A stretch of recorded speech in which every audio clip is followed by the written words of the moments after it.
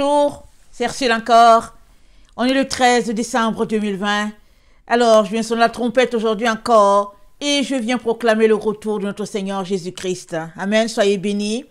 On est dans les temps où le Seigneur Jésus-Christ est en train de faire la séparation. Amen. Entre les bons grains et les mauvais. Et je viens apporter, amen, une vidéo aujourd'hui encore, comme je le fais souvent, pour nous encourager à nous retrouver du côté des bons grains. Amen. Et cela demande un travail, cela demande une persévérance, cela demande une volonté de renoncer aux œuvres de la chair pour se vêtir des œuvres de l'esprit. Ça veut dire se vêtir de Christ. Alors, rien n'est évident, rien n'est donné, mais tout est possible pour quiconque veut aller de l'avant, surtout pour quiconque veut se retrouver dans la gloire éternelle. Amen. Alors, j'ai commencé, au fait, une vidéo, je pense, vendredi peut-être, où j'ai parlé de... C'était quoi le titre? C'était le royaume des cieux est en vous. Amen.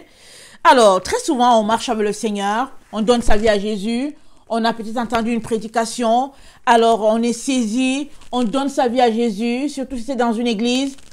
Alors, à la fin du culte, on nous dit, levez la main. Alors, vous levez la main pour dire que vous voulez faire de Jésus votre Seigneur et votre Maître. Et après cela, on vous donne peut-être un petit livret.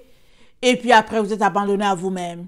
Ou bien, on vous donne le livret et le livret contient les règles de vie de l'Église, pas les règles de vie de notre Seigneur Jésus-Christ. Ou bien encore, tu donnes ta vie à Jésus, l'Église t'encadre bien, mais en arrière, tu as une seconde vie. Amen. Une vie où tu continues de mener, de vivre dans le péché, parce que justement, tu n'oses pas venir dire aux autres que tu es dépendant de quelque chose, que tu as un vice dans ta vie, parce qu'au fait, la société est telle que il faut toujours paraître bien. Il ne faut pas dire aux gens qu'on a nos faiblesses. Il ne faut pas partager ses faiblesses avec quelqu'un. Alors, tu caches ce péché-là. Alors, tu grandis avec parallèlement. Et puis, bon, finalement, tu ne vas nulle part. Et puis, finalement, tu te contentes de dire, comme tout le monde dit, je suis sauvé. J'ai été sauvé tel jour à telle heure. Et puis, Jésus-Christ est mon Seigneur. Mais quand on voit ta vie, il n'y a rien en toi qui prouve que tu es sauvé. Quand on regarde ta vie, on voit que tu pratiques de la religion. Et il n'y a rien de Jésus en toi. Alors, le Seigneur m'a vraiment mis à cœur de venir aider ces personnes-là qui aimeraient vraiment, vraiment changer de voie. Amen. Enlever leurs vêtements d'hypocrisie et puis revêtir Christ. Amen. Alors, c'est vrai que je n'ai pas fini la série Apocalypse à t'apporter. Je ne l'ai pas fini parce que je suis en train de faire des recherches pour apporter, en tout cas, il y a des éléments là que j'aimerais apporter. Alors, je ne l'ai pas fini. Ce n'est qu'une pause qui est là parce qu'en même temps, je suis en train de faire mes recherches. Alors, au lieu de laisser un vide, alors j'apporte des messages. Amen. Afin de nous encourager, afin de nous booster. Alors, le royaume des cieux est en vous. Je vais juste faire un petit rappel. Et il est en nous, amen, il est à l'intérieur. Et puis je pense que c'était le mot entos qu'on devait utiliser parce que souvent quand ils ont traduit, ils ont dit le royaume des cieux est au milieu de vous. Question de dire que du temps où Jésus était là, le royaume des cieux était au milieu, amen. Alors que là, le Seigneur est en train de dire que le royaume des cieux est en nous. Il est en toi, il est en moi, amen. Et ça c'est une autre donne. Alors si c'est ça le royaume des cieux, il faut donc qu'on se pose des questions à savoir, est-ce qu'on l'a? Et puis, si on l'a, qu'est-ce qui fait que, c'est-à-dire quelles sont les preuves qu'on l'a? Et puis, si on l'a pas, qu'est-ce qui fait qu'on l'a pas? Parce que Jésus-Christ dit que c'est en nous. Mais il peut arriver qu'on l'ait pas, qu'on passe le temps à aller à l'église, qu'on passe le temps à servir le Seigneur, mais le royaume des cieux, il se pourrait qu'il ne soit pas en nous. Justement parce que, pour que on puisse le voir, amen, il est important qu'on puisse nettoyer les épines et les ronces qui sont à l'intérieur de nous. Amen. La Bible nous dit, le cœur de l'homme est mauvais. Amen. Il est mauvais par-dessus tout. Et puis, si à l'intérieur de ce cœur-là que se trouvent les mauvaises pensées, les adultères, les meurtres, la convoitise, et puis tout ce qu'on peut imaginer, ou bien des inimaginables, ça se trouve dans ce cœur-là. Alors, si on travaillait de manière à l'ôter, alors le royaume des cieux qui est en nous serait visible. Comment la lumière que Dieu a placée en nous va poindre de telle sorte qu'elle va éclairer plusieurs personnes. De telle sorte que notre lampe, elle sera placée sur le haut de la montagne et elle va éclairer, elle va éclairer tout le village. Ce sera toute une ville. Amen. Alors, en ce sens-là, le Seigneur dit le royaume des cieux est en nous. Donc, on comprend que il nous revient de pouvoir le faire paraître. Amen. Et j'ai apporté certains éléments dans l'ancienne vidéo. Et celle d'aujourd'hui, je viens apporter un deuxième élément. Parce que j'avais dit la première chose, c'est qu'il faut qu'on sache que le royaume des cieux est en nous. C'est Jésus-Christ qui l'a dit. Deuxième des choses, il faudrait qu'on sache que la route, elle est étroite. La porte, elle est étroite. Et le chemin, il est resserré.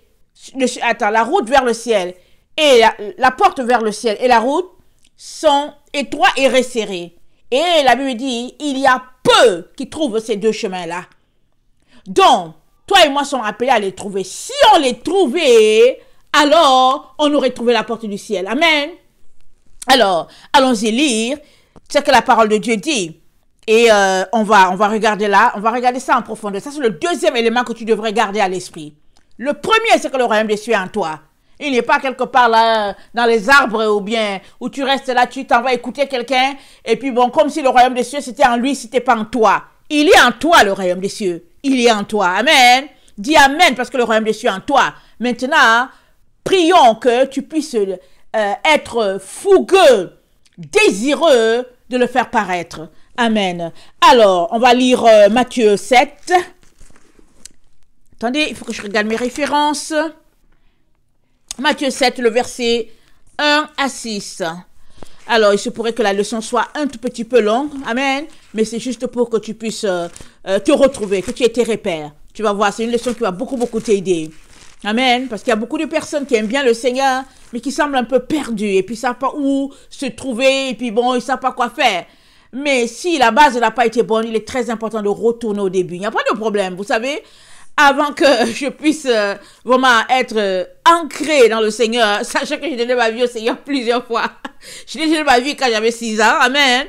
Et puis bon, vous savez, quand on est jeune, alors on a la foi, en tout cas tout est beau, tout est parfait et tout. Mais quand on finit par grandir, on se demande, mais est-ce que j'ai toujours la foi? Est-ce que Jésus est toujours là? Alors je redonnais toujours ma vie, et puis je me redonnais toujours ma vie. Finalement, je me suis rendu compte que non. C'est pas parce que je dis encore Jésus, aujourd'hui je te donne ma vie, que le tour est joué. J'ai fini par comprendre que j'avais besoin de plus. Amen. Alors j'ai pris un temps pour chercher le Saint-Esprit. J'ai dit, Seigneur, je veux le Saint-Esprit. En tout cas, je veux le Saint-Esprit. Alors le Seigneur a fini par me baptiser de son esprit. Mais c'était pas fini. Parce que s'il me baptise de son esprit et que je ne fais rien, ben voilà, je vais retomber dans mon ancienne vie. Et puis donc voilà, c'est une marche. Amen. Une marche d'escalier. C'est ça qu'on doit comprendre. Alors on ne devrait jamais croiser les bras en se disant que bon, les choses vont marcher comme une poussette là. Non, ça marche pas comme ça. On est toujours appelé à faire quelque chose. Amen. Pour faire avancer le royaume des cieux. Amen. Que son nom soit béni. Alors, ma référence. Alors, le royaume des cieux, c'est dit, Matthieu 7, le verset 13. Amen. À 14. C'est ça la partie qu'on va étudier. Mais avant cela, on devra lire certains passages. Amen. Alors, voilà ce que ça dit. Entrez par la porte étroite, car large est la porte, spacieux est le chemin qui mène à la perdition, et il y en a beaucoup qui entrent par là. Mais étroite est la porte, resserré est le chemin qui mène à la vie, et il y en a peu qui les trouvent. Amen, c'est millet. Alors, mais il y en a peu qui les trouvent, c'est-à-dire qu'il y a peu qui trouvent la porte étroite, premier élément, et il y a peu qui trouvent le chemin qui mène à la vie, deuxième élément. Alors, comment se fait-il que on est tous là, enfants de Dieu, et puis il y en a peu qui trouvent cela? Comment? Amen. Alors, j'avais écouté le témoignage d'un pasteur. En tout cas, il était mort, il était devenu un légume. Et puis bon, sa femme et sa fille ont tellement prié, l'église a prié. En tout cas, ils ont prié. Et finalement, les gens attendaient juste qu'il meure. Et Dieu a fait un miracle. Un ange est venu le prendre, l'a fait sortir de son corps, l'a amené au ciel, et puis après l'a amené aussi en enfer. Et puis le Seigneur lui a dit, c'est à cause de la prière de ta femme et de ta fille que je t'accorde cela. Juste à cause de la prière. Sinon, En tout cas, tu te serais retrouvé de l'autre côté, c'est-à-dire en enfer. Alors, et quand il est revenu de là, je pense que son témoignage est sur YouTube, amen. Quand il est revenu de là, non seulement il a donné toutes ces maisons, ses voitures et tout ce qu'on peut imaginer, toutes ses possessions matérielles, non seulement il les a, il s'en est débarrassé, mais il a dit, sur 1000 personnes, il y a une personne qui entre au ciel. J'ai dit, quoi? Il dit, sur 1000 personnes, il y a une personne qui entre au ciel. J'ai dit, what? Ça, c'est dur, en tout cas. Il a dit, sur 10 000, il y a 2 personnes qui entrent. Ça doit être que sur 1000 personnes, il y a une personne qui entre. On devrait donc comprendre que sur 2000, il y a deux, n'est-ce pas? 1000, une personne, 2000, 2 personnes. Mais il dit non.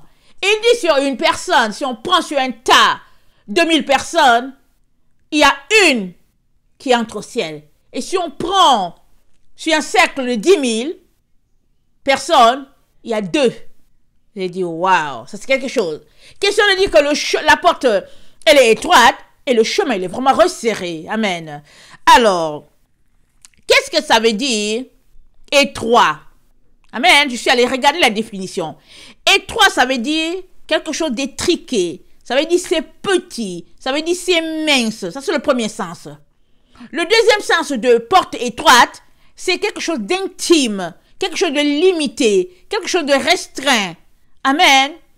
Quelque chose de strict, quelque chose de vigoureux, de rigoureux, quelque chose de juste pour passer, le troisième sens.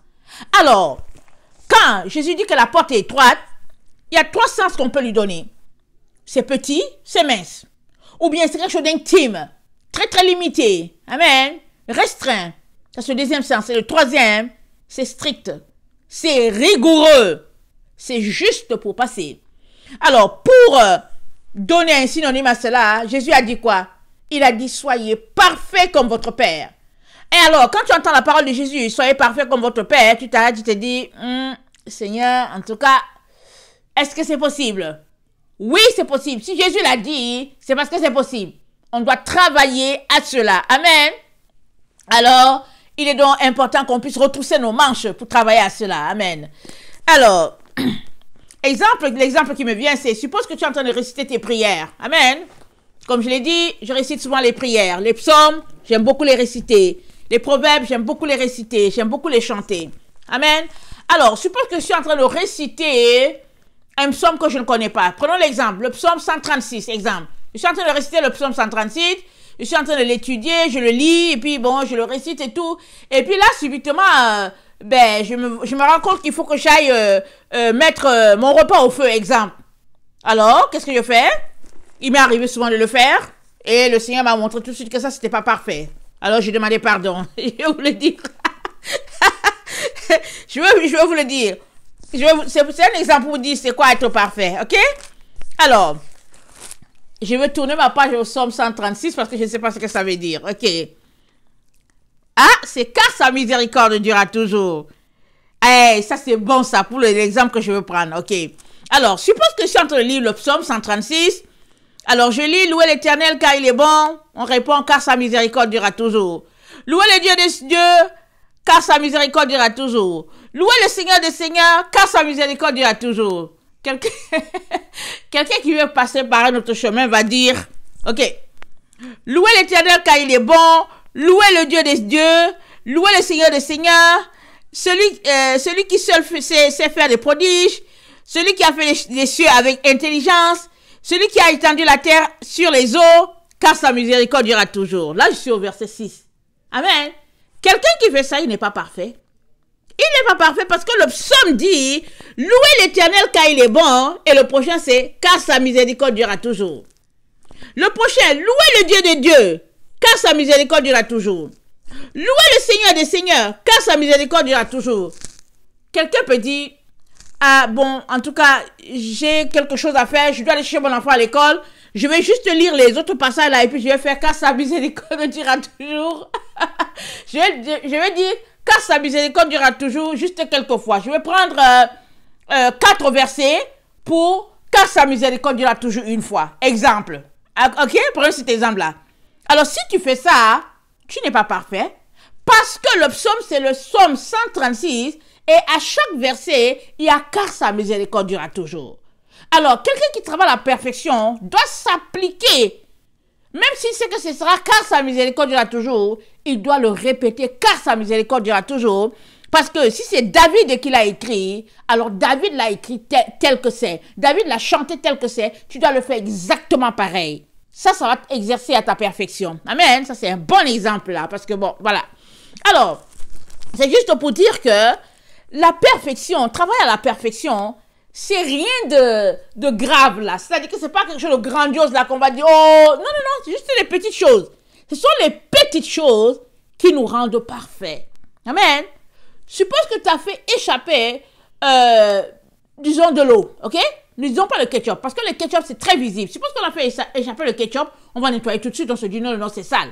Suppose que tu as fait échapper une goutte d'eau par terre ou bien 2 gouttes. Tu regardes, personne ne voit, et puis tu te dis, bon, ok, c'est pas grave. Tu n'es pas parfait. Tu n'es pas parfait. Pour être correct, tu dois nettoyer cette goutte-là. Parce que avant que tu ne fasses tomber ta goutte, tout était sec. Amen. Ça, c'est des exemples pratico-pratiques. Amen. Donc voilà, alors c'est ça. Alors, donc étroit, c'est quelque chose de strict. C'est quelque chose de rigoureux, c'est quelque chose de juste pour passer. Et Jésus dit, la route pour le ciel, la porte pour le ciel, c'est comme ça qu'elle est étroite. Maintenant, il dit que le chemin est resserré. Resserré, ça veut dire quoi? C'est quelque chose d'étranglé. C'est contracté. C'est condensé. C'est crispé. Amen. Surtout, exemple, quand on tourne le vis là, quand tu es en train de visser quelque chose, tu es en train de le tourner là, ça c'est resserré là. Jésus dit c'est comme ça que c'est resserré le chemin pour le ciel. Et il dit, il y a peu qui trouvent et la porte et le chemin. Maintenant, plusieurs enfants de Dieu pensent que parce qu'ils ont donné leur vie à Jésus, ils sont sur le chemin, ils ont trouvé la porte étroite et le chemin resserré. Plusieurs pensent que c'est cela. Amen. Dans la vérité, c'est ça si tu as choisi Jésus-Christ de la Bible. Si tu as choisi Jésus-Christ le Fils de Dieu, c'est cela. Mais si tu as choisi Jésus-Christ de notre siècle, ce n'est pas ça.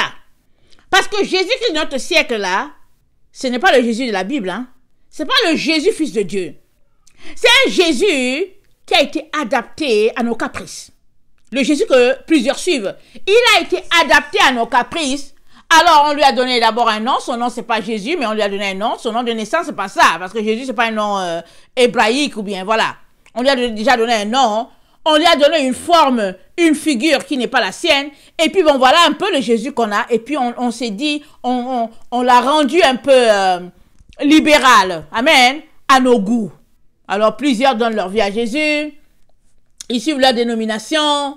Et ils disent, je suis le Seigneur. Et puis, ils sont à l'aise dans leur religion. Amen. Ils font ce qu'ils veulent. Et puis, ben voilà. Et puis, le Jésus de la Bible, là, le jour du sabbat, ce n'est pas dimanche.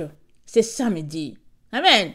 Et Jésus de la Bible, là, ce n'est pas un Jésus qui, quand tu pêches, c'est pas grave, tu continues de pécher et puis c'est pas grave, tu es sauvé. Non, non, non. Alors, si donc, le Jésus que tu suis, c'est celui-là du 20e, 21e siècle, le Jésus de l'église de Laodicée, alors je vais te dire que non, tu n'es pas sur le chemin resserré. Non, non, non, tu n'es pas dessus. Par contre, si tu suis Jésus-Christ, le Fils de Dieu, celui-là qui est mort sur la croix, celui-là qui n'a pas négligé les 10 commandements, mais qui les a accomplis, si c'est celui-là que tu suis, alors je peux te dire, continue. Parce que tu as trouvé effectivement la porte, et tu es effectivement sur le chemin resserré. Parce que le Jésus de notre siècle, de notre époque, c'est un Jésus très libéral. Alors, on dit qu'on suit Jésus et on fait aussi ce que le monde fait. Et puis finalement, entre les deux, on ne sait pas où est la vérité. Alors, on est là, on nous dit, bon, je suis chrétien. Mais quand on te regarde, on ne sait même pas si tu es chrétien, on ne sait même pas ce que tu es finalement. Amen. Alors, il est donc très important que nous puissions décider, amen, de prendre notre bord, comme on dit, de prendre une position et de nous en tenir là. C'est pourquoi Apocalypse 22 a dit que celui-là qui est souillé se souille encore et que celui-là qui se sanctifie encore. Question de dire qu'il n'y a pas un milieu entre les deux. Les deux sont à l'extrême.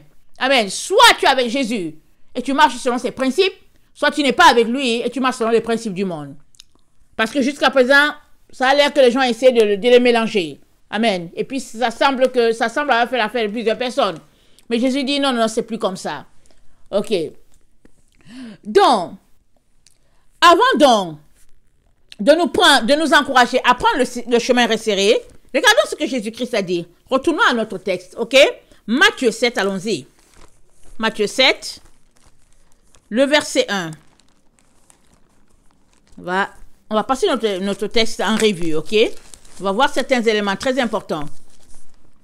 Alors, Jésus-Christ, c'est lui qui parle. Il dit, ne jugez point, afin que vous ne soyez point jugés. Premier élément, il ne nous dit pas juger. Et il nous dit, au lieu d'enlever la paille qui est dans l'autre, dans l'œil de l'autre, il nous encourage à enlever la poutre qui est dans la nôtre. Troisième élément, il nous dit encore, il nous dit d'être très discret dans nos paroles. Verset 6, il dit de ne pas donner les choses saintes aux chiens et de ne pas jeter nos perles devant les pourceaux. Un porc, c'est quelque chose d'impur. Le chien, c'est pareil. Amen. Alors, le chien, on ne lui donne rien de bon. Et les porcs, pareil, parce qu'ils vont piétiner cela. Et très, très souvent, on se retrouve dans nos assemblées à être mélangés avec des chiens, avec des porcs, avec toutes sortes de personnes. On est là, c'est un méli-mélo. Et puis finalement, on pense que on est les enfants du Père. On prend la Sainte Seine ensemble. On fait les choses ensemble. Alors que, non.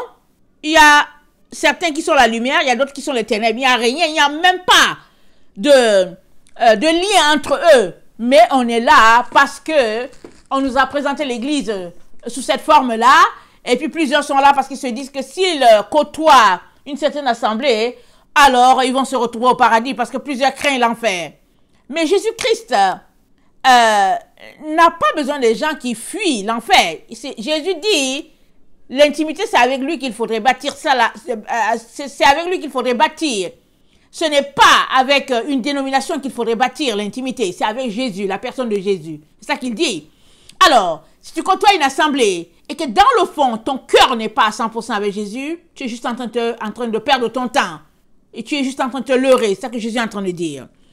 Alors, donc Jésus dit, il dit aussi de demander et on nous donnera, de frapper, on nous ouvrira et de chercher, on trouvera. Alors, qu'est-ce qu'il est en train de nous dire? Il est en train de nous dire qu'il y a toutes ces choses-là qui sont comme une base. Amen. Avant que nous puissions trouver ce chemin-là, cette porte-là, qui est étroite et resserrée.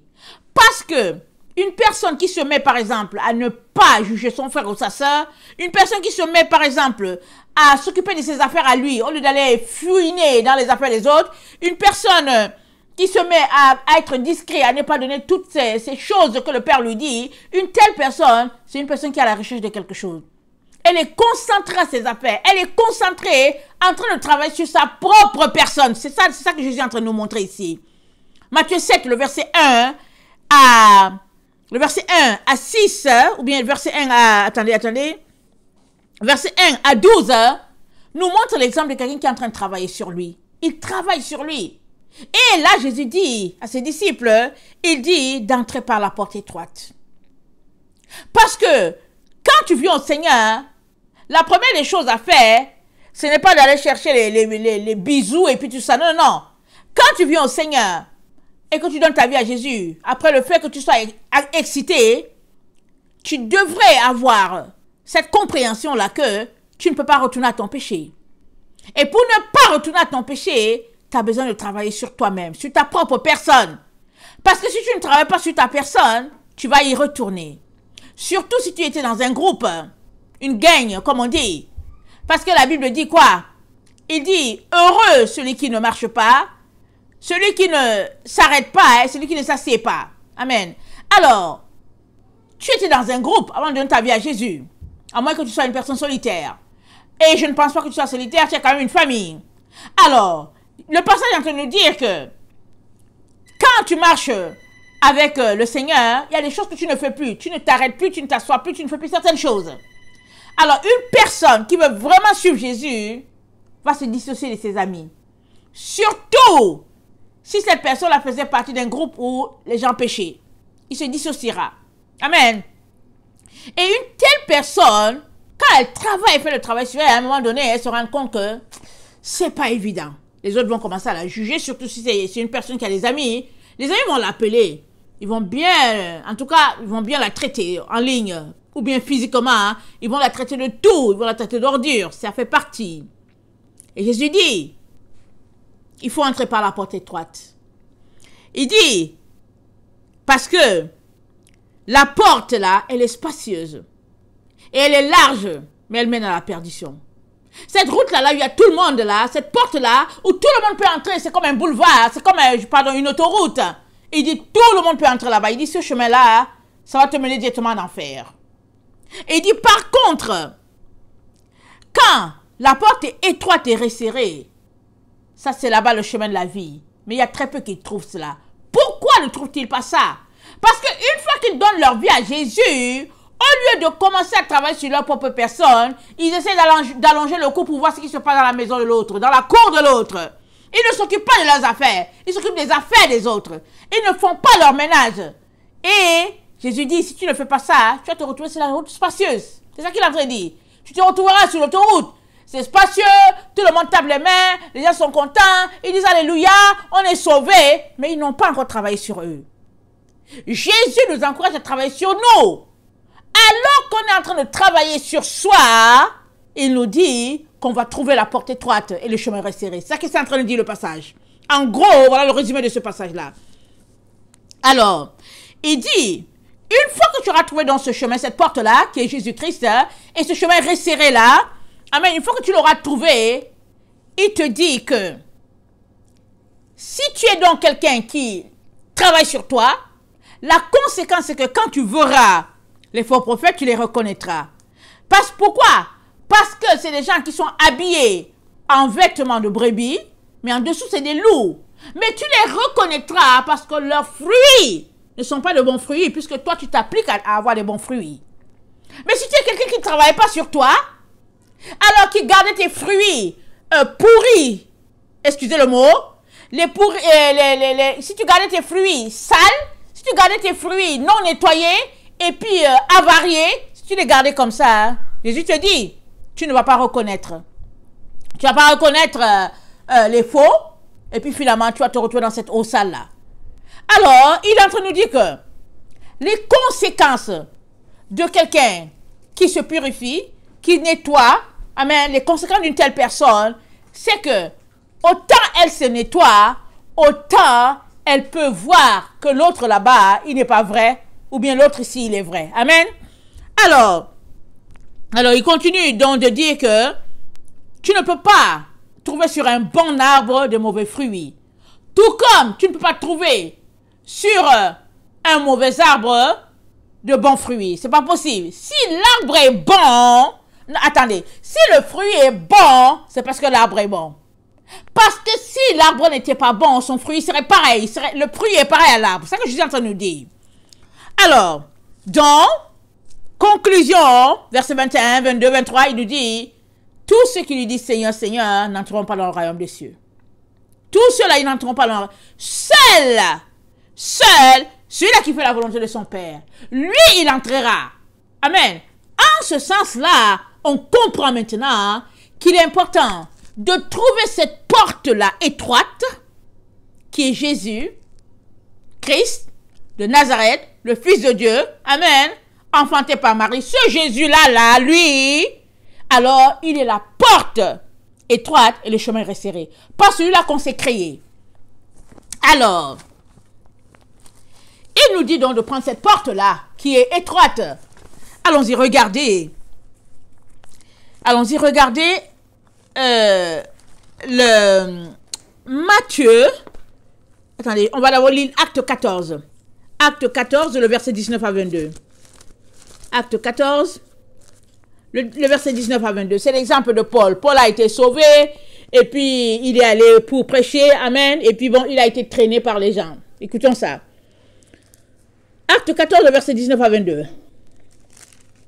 Alors, survinrent d'Antioche et d'Icône, des Juifs qui gagnèrent la foule et qui, après avoir lapidé Paul, le traînèrent hors de la ville, pensant qu'il était mort.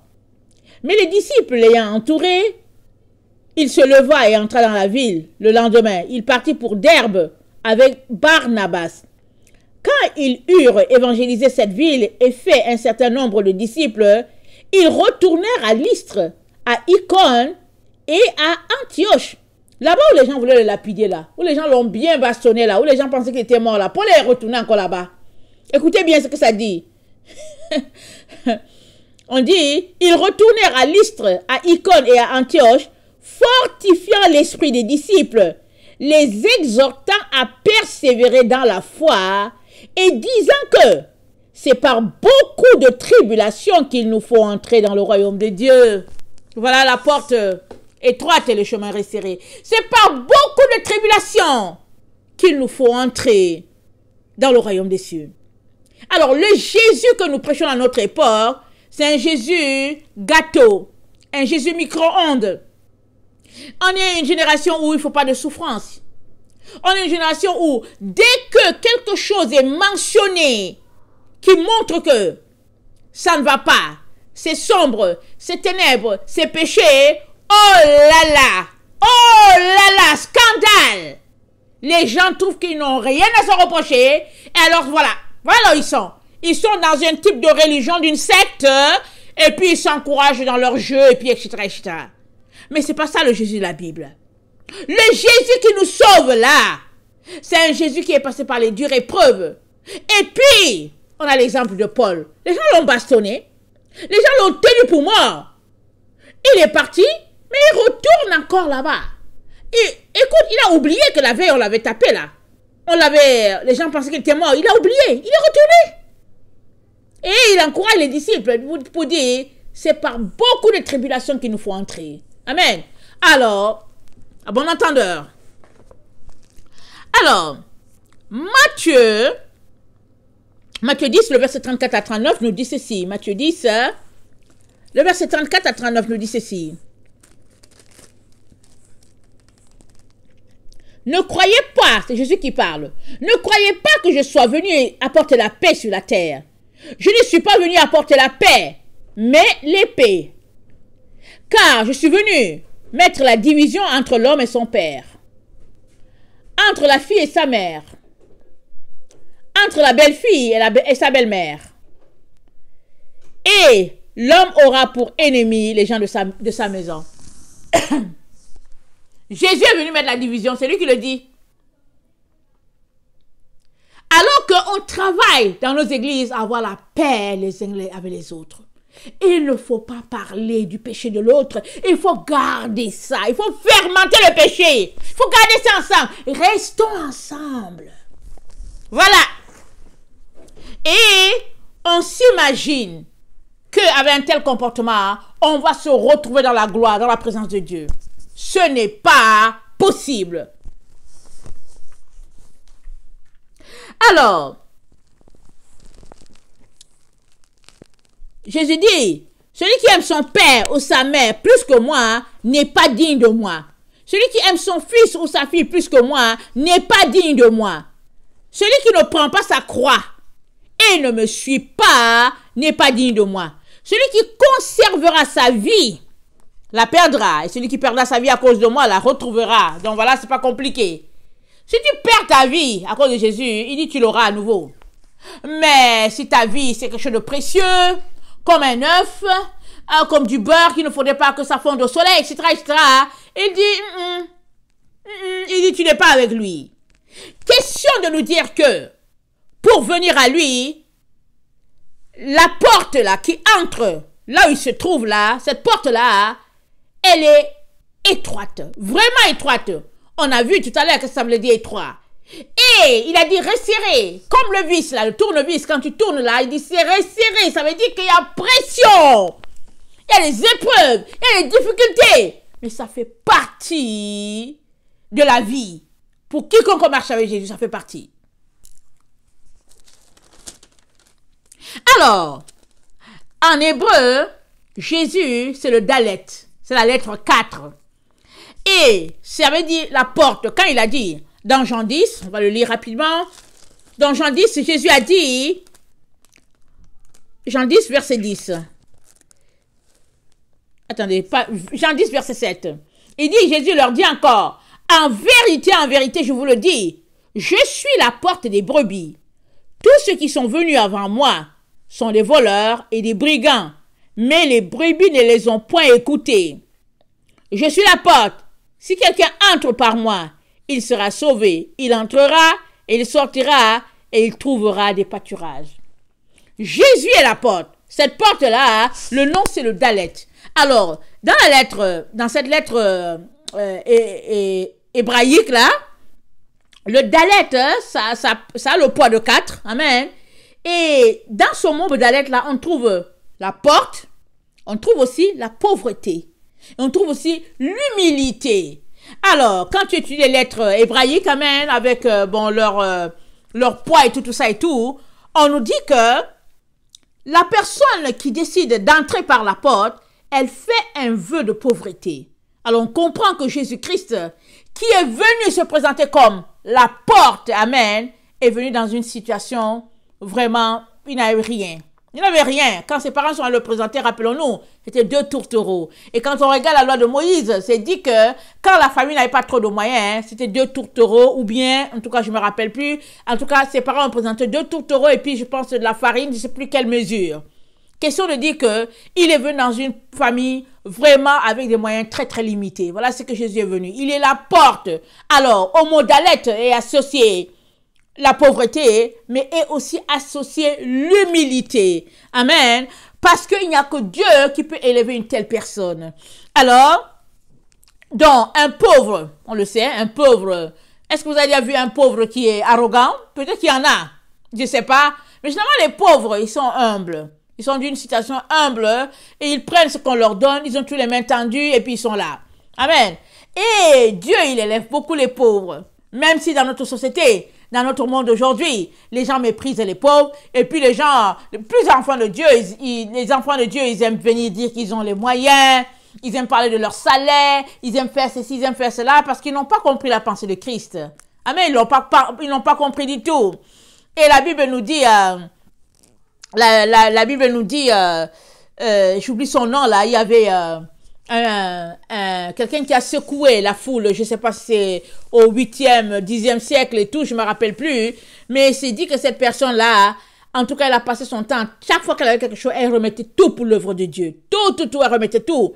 Et puis cette personne, elle disait toujours à sa femme, on a juste besoin de 10%. Amen. Et quand bien même leur revenu augmentait, ils remettaient toujours 90%. Ils ont commencé par donner 10%. Et petit à petit, ils ont monté. Ils ont fini par toujours garder 10% pour eux. Et puis finalement, ils ont remis 90% à Dieu. Question de dire que ce qu'on a, c'est suffisant. Contentons-nous de ça. Et puis occupons-nous des personnes dans le besoin. Avec le reste. Amen. Et généralement, quand tu marches selon le Seigneur, quand tu as trouvé ton appel dans le Seigneur, tu n'as rien à faire avec l'argent. Ça ne sert à rien. L'argent, ça sert juste à s'enorgueillir, à acheter du matériel, et puis c'est de la distraction, et puis finalement, ça nous éloigne du Seigneur. Amen. Alors, c'est pourquoi le Seigneur Jésus-Christ nous encourage à avoir toujours le cœur tourné vers cela dans le besoin, parce que c'est là-bas que le cœur de Dieu se trouve. Amen. Alors, donc, Jésus-Christ, le Dalet, donc, nous, Jésus-Christ qui est le Dalet, qui est la porte, il a en lui tout ce qu'il faut pour notre salut. Mais il nous dit, si tu veux entrer par cette porte-là, alors il faut que tu fasses vœu de pauvreté, c'est ça que ça veut dire Dalet. À Dalet est associé la pauvreté, à Dalet est associé l'humilité. Donc voilà. Alors si nous choisissons de passer par la porte qui est Jésus, nous choisissons, ça veut dire que nous choisissons l'humilité et nous choisissons la pauvreté. Quand bien même on a l'argent, quand bien même on a plusieurs moyens, on choisit de nous en déposséder. C'est pourquoi Jésus a dit, si quelqu'un veut venir après moi, qu'il renonce à lui-même. Qu'il renonce. Tu es appelé à renoncer à toi si tu veux trouver la porte étroite et le chemin resserré. Tu es appelé. Mais si tu ne veux pas renoncer à toi et que tu es toujours en train de parler de toi et puis de toi et de toi, alors je pense que tu te trompes un peu. Jésus, c'est pas la porte que tu dois prendre. C'est pas Jésus. C'est pas cette porte-là. Mais si c'est Jésus que tu veux prendre, alors va réviser. Va réviser tes pensées par rapport au fait que tu veux vraiment le suivre. Amen. Alors, Luc 13, le verset 22 à 30. Luc 13, le verset 22 à 30, ça dit ceci. Luc 13, le verset 22 à 30, ça dit ceci. Jésus traversait les villes et les villages enseignant et faisant route vers Jérusalem. Quelqu'un lui dit, Seigneur, n'y a-t-il que peu de gens qui soient sauvés? Il leur répondit, efforcez-vous d'entrer par la porte étroite. Car je vous le dis, beaucoup chercheront à entrer et ils ne le pourront pas. Quand le maître de la maison sera levé et aura fermé la porte, et que vous, étant dehors, vous commencerez à frapper à la porte en disant, Seigneur, Seigneur, ouvre-nous, il vous répondra, je ne sais d'où vous êtes. Alors, vous vous mettrez à dire, nous avons mangé et bu avec toi, et tu enseignais dans nos rues. Et il répondra, je vous le dis, je ne sais d'où vous êtes. Retirez-vous de moi, vous, ouvriers d'iniquité. Amen. Alors, ouvriers d'iniquité, question de dire que c'est une vie de péché. Alors, ils ont été refusés parce qu'ils ont choisi Jésus, ils ont décidé d'entrer par la porte, mais ils ont continué de marcher dans le péché. Et l'iniquité que Jésus leur reproche, amen, attendez, il faut que je regarde ça.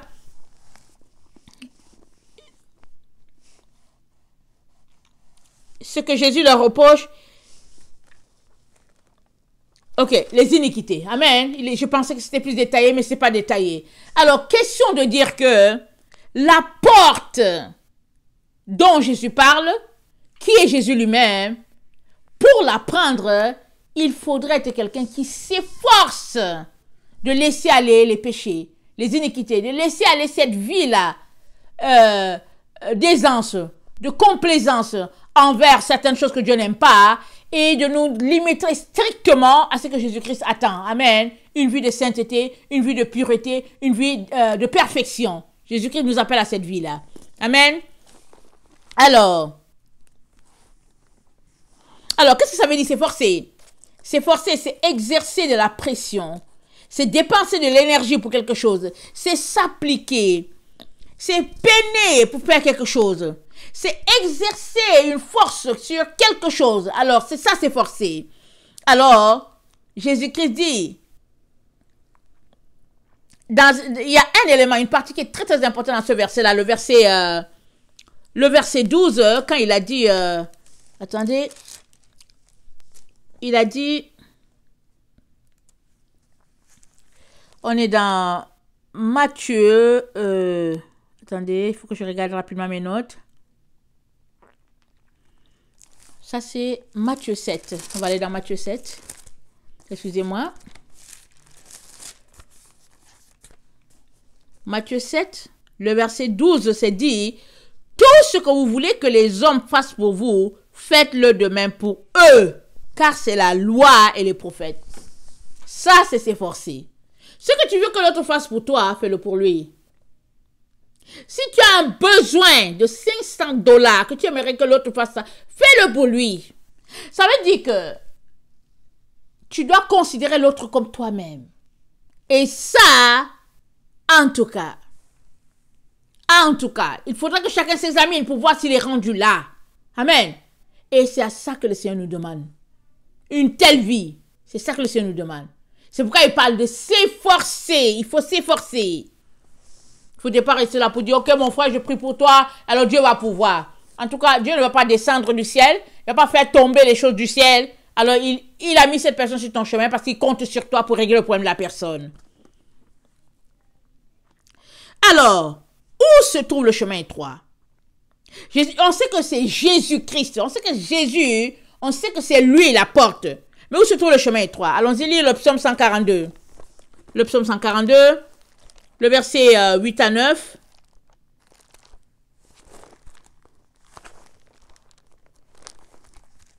Excusez-moi. Ça dit ceci.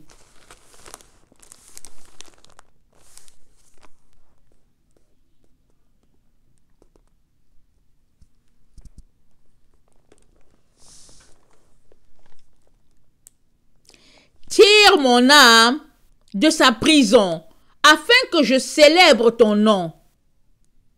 Tire mon âme de sa prison. Quelqu'un qui s'efforce là, c'est quelqu'un c'est-à-dire qui est conscient de sa prison, mais qui prie pour que Dieu l'en délivre. Il prie, il demande, Seigneur, aide-moi, viens à mon secours. Viens à mon secours. Le psaume 119.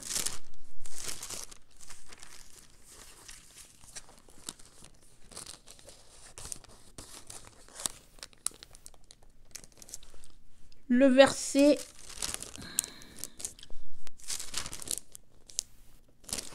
19 à 24. Je suis étranger sur la terre. Ne me cache pas tes commandements. Mon âme est brisée par le désir qui toujours la porte vers tes lois. Tu menaces les orgueilleux, ces maudits, qui s'égarent loin de tes commandements. Décharge-moi de l'opprobre et du mépris, car j'observe tes préceptes. Voilà. La personne qui a trouvé la porte et qui veut marcher sur le chemin resserré, voilà les cris de son âme. Voilà les cris de son âme. Elle sait qu'elle est étrangère sur la terre et puis elle s'accroche au commandement de Dieu. Elle s'accroche à ses préceptes. Proverbe 12.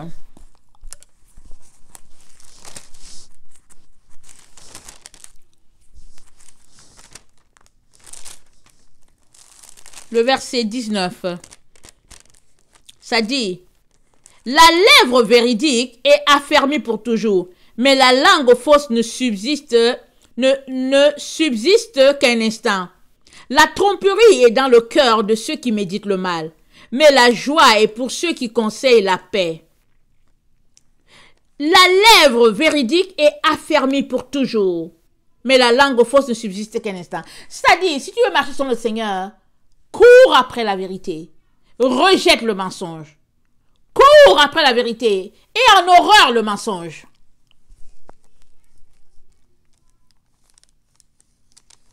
Proverbe 18.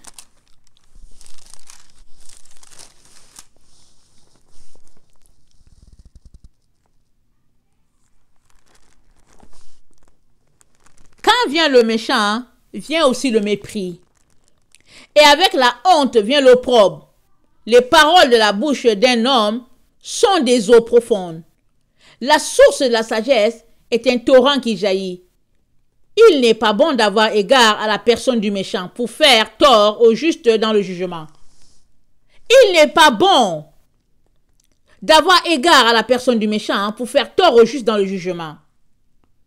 Alors, il y a une attitude. Si tu vois que cette personne-ci, elle est méchante, ne te tiens pas avec elle. Ça fait partie du chemin resserré. Ne te tiens pas avec les personnes méchantes. C'est une vie de renoncement à ta propre personne par rapport à certaines choses. Proverbe 22, le verset 5.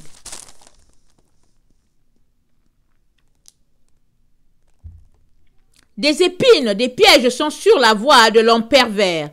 Celui qui garde son âme s'en éloigne. Tu gardes ton âme, tu t'éloignes des personnes perverses. Tu ne te tiens pas avec elles.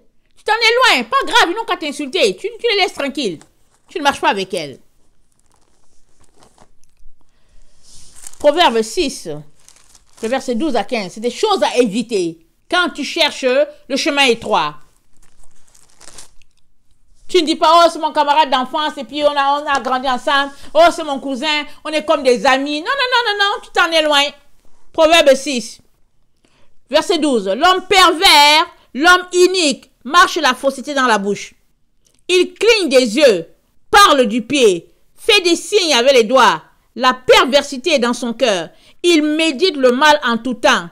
Il excite les querelles. Aussi sa ruine arrivera-t-elle subitement. Il sera brisé tout d'un coup et sans remède. Une telle personne sera brisée. Tu l'évites. Tu ne restes pas à côté. Tu t'en éloignes. Alors, le chemin étroit, la porte étroite et le chemin resserré. Allons-y, Malachie. On l'a lu plusieurs fois. Plusieurs fois. Malachie 3. C'est ça le chemin étroit. Voici, j'enverrai mon messager. Il préparera le chemin devant moi. Et soudain entrera dans son temple le Seigneur que vous cherchez et le messager de l'alliance que vous désirez. Voici, il vient. Dit l'Éternel des armées. Qui pourra soutenir le jour de sa venue? Qui restera debout quand il paraîtra?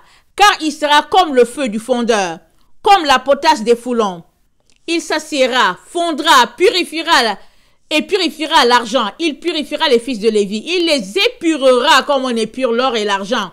Il présentera à l'Éternel les offrandes avec justice. On sera épuré dans le temps où nous sommes. Alors, quand un matériel passe par le feu, en tout cas, on voit le feu. Si c'est l'or, si c'est l'argent, on voit l'intensité du feu. Alors, le Seigneur nous dit, il y aura des épreuves sur notre chemin pour nous épurer. Exemple, ça va avec l'exemple d'Apocalypse 3, qui dit qu'il y a une porte qui est ouverte. Et puis, il dit, parce que tu as gardé la parole de la persévérance, je vais te garder. Alors, les gens qui se retrouveront dans le temps où nous sommes, à passer par la porte qui est Jésus, et à accepter toutes les souffrances qui y sont, ce sont ces personnes-là qui se retrouveront à former l'église de Philadelphie. Parce que le Seigneur dit, il y a une porte qui est ouverte. Il y a possibilité de convertir. Parce que ces gens-là, ils ont le feu, amen, en eux. Et ils savent que on est dans le temps de la fin. Et ils sont en train d'allumer les autres. Ils sont en train de les réveiller. Pourquoi? C'est des personnes qui ont accepté de passer par le feu. C'est des personnes qui passent par le feu, qui passent par les épreuves. Mais ils n'ont pas de problème. Il faut qu'ils réveillent les autres pour la gloire de l'Éternel. Amen.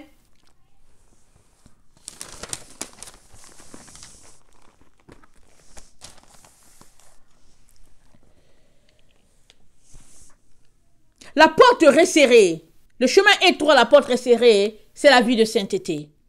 C'est la vie de renoncement total à sa propre personne. C'est le fait de se retrouver sur le chemin de la vérité. Et c'est le fait d'avoir choisi la vérité. C'est ça le chemin resserré. Et où est-ce qu'on le trouve concrètement? Voilà, concrètement, comment tu fais pour le trouver? Alors, il se trouve, je te dis là où ça se trouve, ok? Je te dis où est-ce que tu vas trouver Jésus-Christ. Exactement. Ok, pratique. Il se trouve, là où il y a le matériel, tu laisses le matériel d'un côté, ok? Tu vois le matériel là, tu le laisses d'un côté. Maintenant, tu regardes ton cœur. Ton cœur aimerait le matériel là, que tu as laissé de côté. Alors, tu ne touches pas à ce matériel là et tu gardes les yeux fixés sur Jésus. Voilà le chemin. Et là, le chemin est droit. Je ne sais pas si tu m'as compris. Alors, suppose que tu veux une Toyota. OK? Tu aimerais avoir une Toyota, une voiture Toyota, une Tercel. Je ne sais pas si ça existe encore. Alors, suppose que tu veux une Toyota Tercel. Alors, j'ai l'impression que c'est démodé. Je ne connais rien aux voitures. Suppose que c'est une Toyota Tercel que tu aimerais avoir. Et puis, il te faut $5,000. Amen. C'est ça que tu aimerais. Mais l'argent que tu as juste 2 000. Et tu as besoin d'une voiture. Jésus-Christ t'a dit de trouver une voiture avec tes 2 000. Ton désir, c'est la Toyota Tercel. Tu as la possibilité d'aller prendre un prêt à la banque. Amen. Mais tu as 2 000. Tu peux trouver une voiture avec 2 000 aussi. Mais elle ne sera pas Toyota. Peut-être qu'elle sera... je ne connais pas les marques. Peut-être qu'elle sera une General Motors. Je ne sais pas. Quelque chose de ce genre. Alors, usagée, qu'une vieille femme a utilisé, une femme âgée a utilisé, mais la voiture roule bien, elle est propre, elle est neuve. C'est tout simplement que, en tout cas, le modèle, en tout cas, c'est une voiture de vieux. On peut le dire comme ça. Alors, le chemin étroit, il se trouve entre le fait que tu laisses la Tercel là, que tu aimerais avec 5 000, et que finalement, tu te retrouves à prendre cette voiture-là, General Motors là, que tu prends avec tes 2 000 là. C'est pas ça que tu aimerais vraiment. Mais tu le prends parce qu'après tout, ce qui est important, c'est que tu puisses avoir une voiture pour te débrouiller dans la neige. Alors, ton cœur n'est pas porté dans ça. Finalement, ton cœur n'est plus porté à ces choses-là et tu le prends juste parce que ça va t'être utile. Voilà un exemple. Amen. Et si tu fais ça avec chaque chose, tu vas te retrouver tout simplement à avoir pris ce chemin resserré là. tu vas te retrouver sur cette route-là. Parce que c'est une vie de renoncement. C'est une vie d'abandon. Et à tous les jours. Tu ne regardes pas à toi. Tu regardes à Jésus. Une autre manière encore, c'est que, suppose que tu as $2000 et puis tu voulais, quel exemple je veux prendre? Prenons encore l'exemple d'une voiture, ok? Tu as $2000, tu voulais une voiture. Et là, il y a quelqu'un qui vient te voir, qui te raconte son histoire, comment il y a eu un dégât, et puis le propriétaire a dit de payer $1000. Alors tu écoutes la personne. La personne te dit, je ne sais pas quoi faire. Moi, je n'ai pas d'argent, je n'ai que 200. Et puis même quand je travaille, en tout cas, la personne te raconte tous ses problèmes. Toi, tu as 2000, tu veux acheter ta voiture. La personne a un problème de $1000. Tu peux régler le problème, seulement que tu n'auras plus de voiture. Tu vas continuer à prendre le bus. Alors, le chemin est resserré, c'est que tu dis à la personne, ok, je vais t'aider. Tu lui donnes les $1000 et puis tu laisses la situation entre les mains de Dieu. Tu dis, Seigneur, je pensais que la semaine prochaine, j'allais pouvoir m'acheter ma voiture avec mes 2000 parce que j'ai trouvé une voiture là sur Kijiji. Mais bon, voilà, Seigneur, je te laisse tout ça. Alors, le Seigneur peut te faire une surprise, t'offrir une voiture de $4000 par quelqu'un, ou bien il peut laisser ça comme ça, tu continues de t'offrir en train de prendre ton bus. Mais au moins, tu as fait la volonté de Dieu en aidant l'autre personne à aller régler son problème de dégâts. C'est ça le chemin resserré. Tu ne restes pas là pour dire, ah oui, mon frère, ma soeur, je prie pour toi, alléluia, amen. Dieu est bon, tu vas voir, Dieu va pourvoir. Dieu est bon, tu vas voir. Alors que toi, tu es assis là, tu as $20 000 dans ton compte, et puis tu dis à l'autre que Dieu est bon. Tu n'es pas sur le chemin de Jésus. Tu es un farceur, tu es un plaisantin, et puis non, ça passe pas, tu n'es pas sur le chemin. Alors, pratico-pratique, j'ai donné des exemples, mais il faudrait aussi que tu marches selon les commandements de Dieu. Il est déjà maintes fois dit, les 10 commandements, hein? Les 4 premiers, c'est en direction verticale avec notre Dieu, et les 6 autres, c'est une relation horizontale, c'est aimer son prochain comme soi-même. Et je l'ai déjà maintes fois martelé, le sabbat, c'est pas dimanche. Le sabbat, c'est samedi. Et Dieu a dit, c'est une alliance perpétuelle entre ses enfants et lui. Si tu es l'enfant de Dieu, tu vas comprendre que c'est un jour fait pour honorer notre Dieu. Mais si tu n'es pas son enfant, ok, d'accord, tu peux faire tout ce que tu veux. Mais si tu penses que Dieu c'est ton père et que tu es son enfant, hein, alors il te dit que le jour du sabbat qui est samedi, c'est ce jour-là qui est un jour d'honneur pour lui parce qu'il a travaillé 6 jours et il s'est reposé. Et au ciel aussi, c'est un jour de repos, c'est un jour de fête. Donc voilà. C'est aussi la possibilité que tu as, par exemple, de te lever dans la nuit. Je ne dis pas que c'est une loi, ok? Je ne dis pas ça. Je sais que tout le monde travaille. Mais je peux te dire une chose.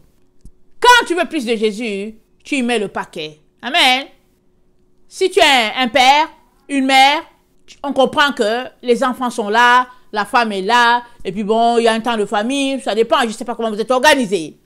Mais le meilleur temps, je te dis le meilleur, le plus beau de tous les temps de la terre, c'est la nuit. Quand tout le monde dort et que tu te réveilles à 2 heures, 3 heures, où c'est juste Jésus et toi. Ah, en tout cas, le plus beau temps de la terre, c'est ce temps-là. Tu veux avoir un bon temps avec Jésus? Prends ce temps-là dans la nuit. Amen. Tu peux commencer par 30 minutes et tu retournes te coucher. Au début, ce sera difficile. Tu vas bailler au travail.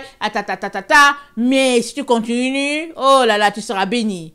Surtout, c'est un temps fait pour dormir. Mais toi, tu as décidé de pas dormir, tu as décidé de venir voir papa, tu as décidé de venir voir Jésus. Oh là là, c'est merveilleux.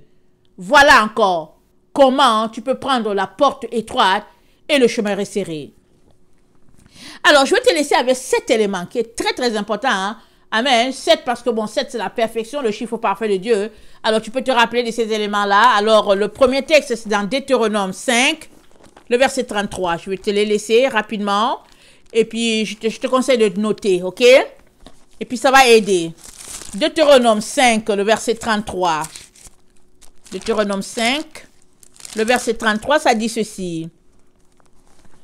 Vous suivrez entièrement la voie que l'Éternel, votre Dieu, vous a prescrite afin que vous viviez et que vous soyez heureux afin que vous prolongiez vos jours dans le pays dont vous aurez la possession. Vous suivrez entièrement la voie que l'Éternel, votre Dieu, vous a prescrite.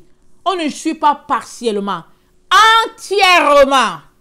Il n'y a pas des commandements qu'on prend et il y a d'autres qu'on laisse. Non, non, non. Entièrement. Tu prends entièrement. Ça, c'est le premier conseil. Tu prends tout. Ou bien tu laisses. Tu laisses tout. Tu prends tout. Amen. Alors, ça, c'est la meilleure façon de choisir le chemin étroit, de choisir la porte étroite et resserrée. Tu prends tout. Tu n'es pas sélectif en disant que, eh, non, mais en tout cas, ici, là, je trouve que c'est compliqué. Et puis, ta. Non, non, non. Tu embrasses tout. OK? Premier élément. Deuxième, Proverbe 2, le verset 20. Proverbe 2, le verset 20. Ça dit ceci. Tu marcheras ainsi dans la voie des gens de bien. Tu garderas les sentiers des justes. Amen. Ça veut dire quoi? Quand tu vois que quelqu'un n'est pas bien, tu ne marches pas avec la personne. Tu t'en sépares. Tu marcheras avec les gens qui ont un cœur bien, les gens droits. Ça, c'est le deuxième élément. Troisième élément, Proverbe 10, le verset 17. Proverbe 10, le verset 17. C'est des éléments qui vont te donner, c'est-à-dire que c'est comme des flashs que je t'envoie. Amen, pour te diriger, pour te guider. Proverbe 10, le verset 17. Ça dit ceci.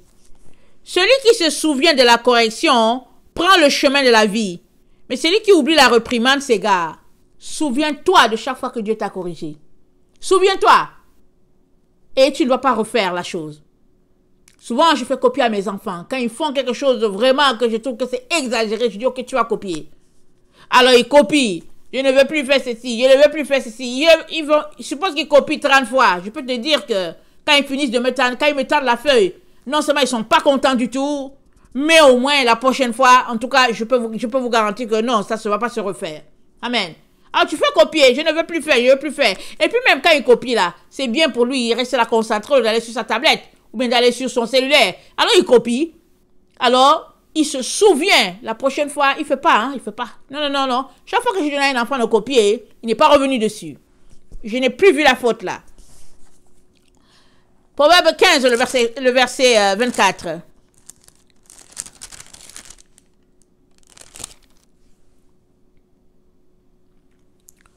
Pour le sage, le sentier de la vie mène en haut, afin qu'il se détourne du séjour des morts qui est en bas.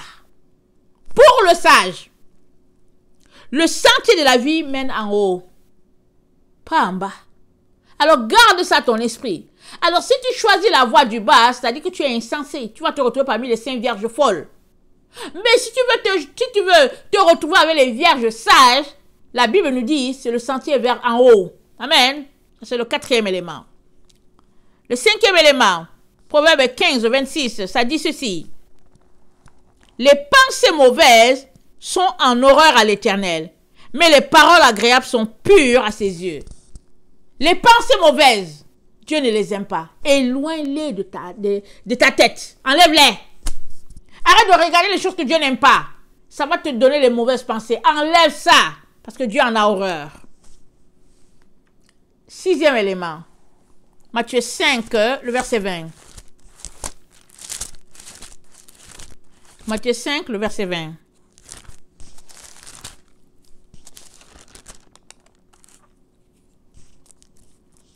Car je vous le dis, si votre justice ne surpasse celle des scribes et des pharisiens, vous n'entrerez point dans le royaume des cieux. Si votre justice ne suit pas celle des scribes et des pharisiens. C'était des personnes qui étaient très partiales, les scribes et les pharisiens. Ils faisaient les choses en fonction de leurs intérêts. Quand ça les arrangeait, ils trouvaient que bon, voilà, c'est ça. Si ça les arrangeait pas, en tout cas, ils collaient une justice vraiment sévère à la personne. Et Jésus dit, le comportement doit être différent de ces gens-là parce qu'ils avaient quelque chose que Jésus-Christ mettait en garde, l'hypocrisie. Il disait toujours, méfiez-vous. Méfiez-vous du levain des pharisiens. Et c'était l'hypocrisie. Alors il dit, si votre justice ne surpasse ceux des scribes et des pharisiens, vous n'entrerez pas. Ça veut dire qu'on doit être juste comme notre Père. On doit avoir un cœur droit, un cœur pur, un cœur honnête. Ça c'est très important. Et puis le 7e élément, que je pense qui est très important. On doit vivre avec cela, ces éléments-là, et puis ça va nous garder. C'est comme un canevas. Proverbe 6, le verset 25, ça dit ceci. Attendez, Proverbe 6, verset 25.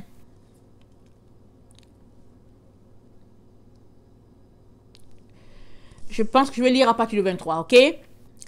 Car le précepte est une lampe et l'enseignement une lumière. Et les avertissements de la correction sont le chemin de la vie.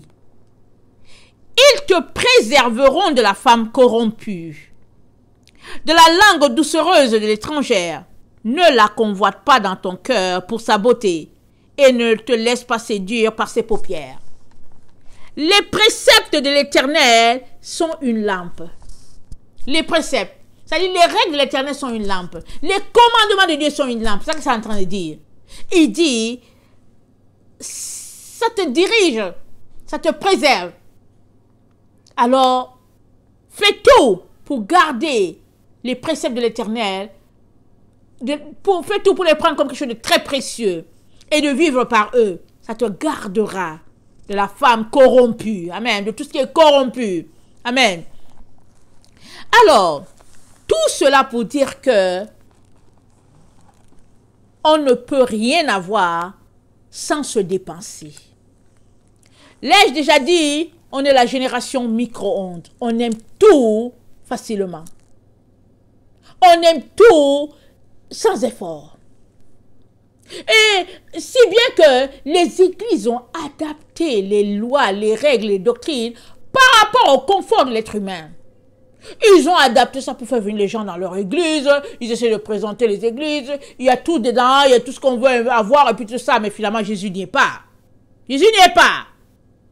Mais si tu veux trouver la porte étroite, le Dalet, qui est notre Seigneur Jésus-Christ, si tu veux le trouver, sache que le chemin qui y mène est resserré comme le tournevis. Prépare-toi moralement. Jésus-Christ a dit quoi? Il dit, ce sont les violents qui s'emparent du royaume des cieux. Ce sont les violents qui s'en emparent. Et ça veut dire quoi? Pas violent avec ta force physique, mais c'est violent par ton moral. Tu dis, je vais entrer. Je vais entrer. Peu importe la situation que je vais traverser, je vais entrer. Comme là où nous nous trouvons, où les gens ont décidé de faire de nous leur proie, ils nous ont tendu leur filet, et puis voilà, on est à l'intérieur, et qui va nous faire échapper? Luc 21. Je vais finir avec cela. Luc 21, qui va nous faire échapper du filet qu'ils nous ont tendu? Seul Jésus. Luc 21, verset 34. Prenez garde à vous-même, de crainte que vos cœurs ne s'appesantissent par les excès du manger et de boire et par les soucis de la vie, et que ce jour ne vienne sur vous à l'improviste, car il viendra comme un filet sur tous ceux qui habitent sur la surface de la terre. Veillez donc et priez en tout temps, afin que vous ayez la force d'échapper à toutes ces choses qui arriveront, et de paraître debout devant le Fils de l'homme. Dieu avait déjà vu depuis longtemps qu'ils allaient inventer leur histoire, ils allaient répandre une maladie, et puis là, finalement, ils veulent donner le vaccin à tout le monde. Ils en commandent des tôles, des lots, ils commandent, ils passent leur temps à commander. Ils disent que, ouais, on va vacciner les gens, hein. D'ici tel pays, on va vacciner. En tout cas, moi, personne ne me vaccine. Ni moi, ni mes enfants. Je ne me ferai point vacciner. Je n'ai pas choisi l'enfer. Eux, ils ont choisi l'enfer. Ils se débrouilleront avec leur enfer. Je n'ai pas choisi l'enfer. J'ai choisi le ciel. Et puis, je vis pour le ciel. Il n'y a personne qui me fera vacciner. Qui va venir me faire vacciner? Personne. Personne. Alors, il y a plusieurs qui sont dans le filet. Ils sont là-dedans. Mais maintenant, la porte, elle est étroite. Le chemin, il est resserré. Il est resserré comment? Sur les principes de vie de Jésus.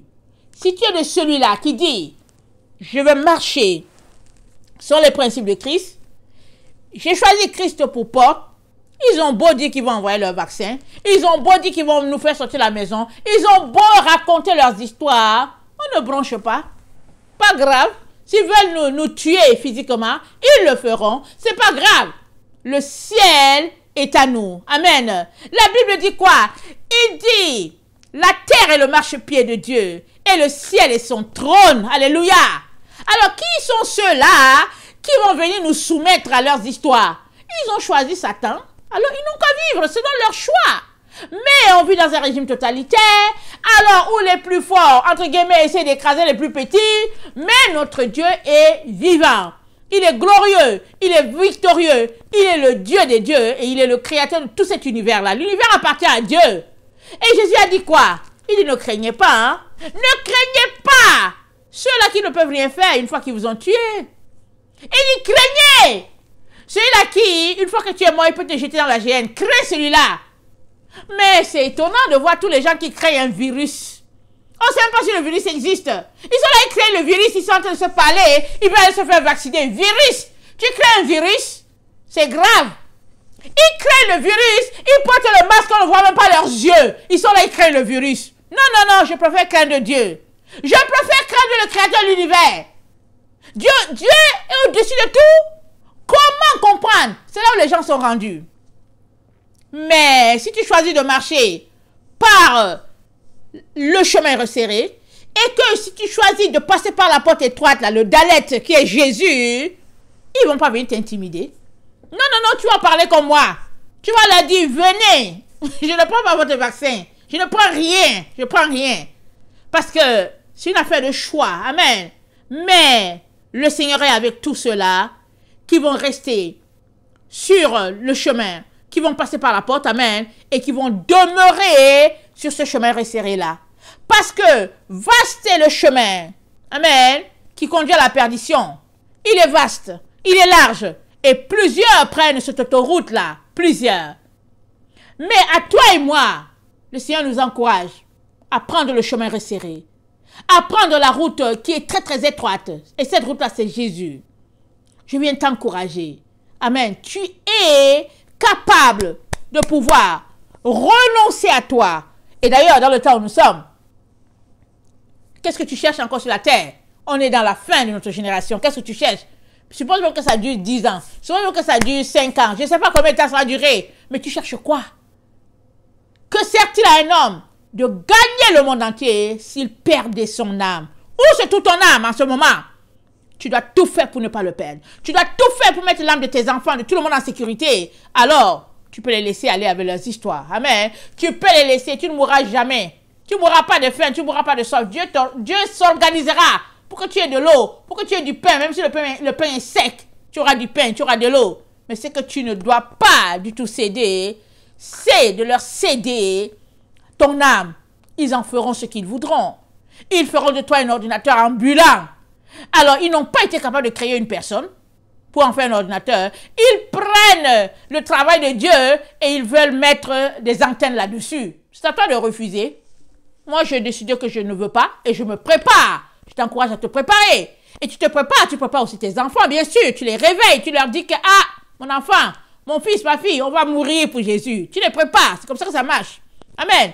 Que le Seigneur bénisse sa parole. Je vous aime beaucoup. Et Dieu davantage.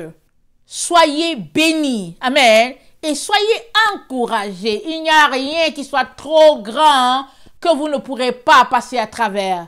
Jésus-Christ est avec vous. Dieu le Père est avec vous. Et vous serez triomphants. Il a dit, celui qui vaincra, je ferai de lui une colonne dans la maison de mon Père. Celui qui vaincra. Alors soyez des vainqueurs. Amen. Soyez bénis. Maranatha, Jésus revient. Amen. Amen.